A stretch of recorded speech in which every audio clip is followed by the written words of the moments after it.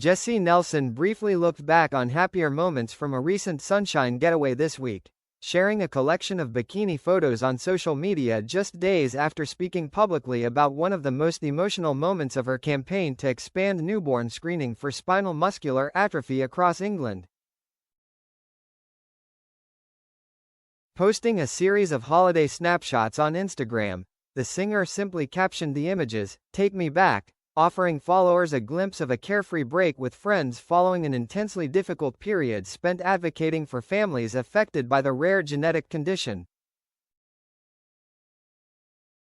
The post arrived shortly after Nelson described herself as heartbroken and outraged following a parliamentary debate that ended without the nationwide commitment campaigners had hoped for. The former Little Mix star has become one of the leading public voices calling for universal newborn screening for spinal muscular atrophy, SMA, since revealing earlier this year that her one-year-old twins, Ocean and Story, had both been diagnosed with SMA type 1, the most severe form of the muscle-wasting disease.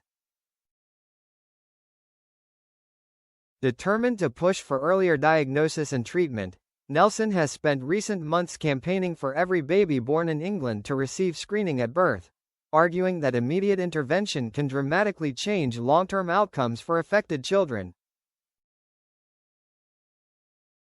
Her campaign recently reached Parliament after a petition she launched attracted more than 150,000 signatures, prompting MPs to debate whether newborn SMA screening should be introduced nationwide.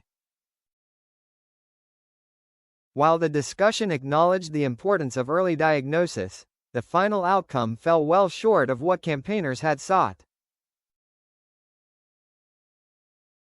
Under the current plans, newborn screening will begin in October but will initially cover only around 72% of England. Babies born in the remaining 28% of the country will not immediately benefit from the program because only 7 of the NHS's 13 testing laboratories are currently equipped to carry out the screening. Speaking after leaving Parliament, Nelson struggled to hide her disappointment. She said she felt deeply let down by the decision and questioned why access to potentially life-changing testing should depend on where a child happens to be born. For Nelson, the issue goes far beyond policy discussions. She believes every delay risks denying future families the opportunity her own children never had. Medical evidence has shown that treatments for SMA can be significantly more effective when administered before symptoms begin to develop. Nelson repeatedly stressed that babies diagnosed and treated immediately after birth can experience dramatically different outcomes compared with those whose condition is identified later. Addressing supporters through an emotional Instagram video after the debate, she questioned the government's justification for limiting the rollout.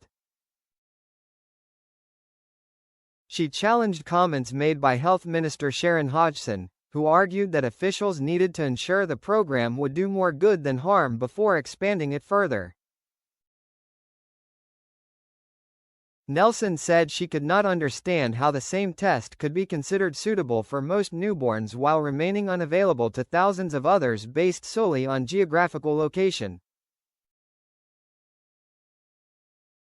She later revealed that she had spoken directly with Hodgson after the debate and asked whether she had ever met a child living with SMA. According to Nelson, the minister said she had not. During their conversation, Nelson showed her a video featuring sisters Maisie and Amelia, who both have SMA but experienced very different outcomes because one received treatment immediately after birth while the other did not. Although they share the same diagnosis, Nelson explained that one child is now able to run and play while her sister relies on a wheelchair, illustrating what she believes is the life-changing impact of early intervention. She said the minister appeared visibly surprised by the difference after watching the footage. Reflecting on the encounter, Nelson became emotional as she described the daily reality of caring for her twins.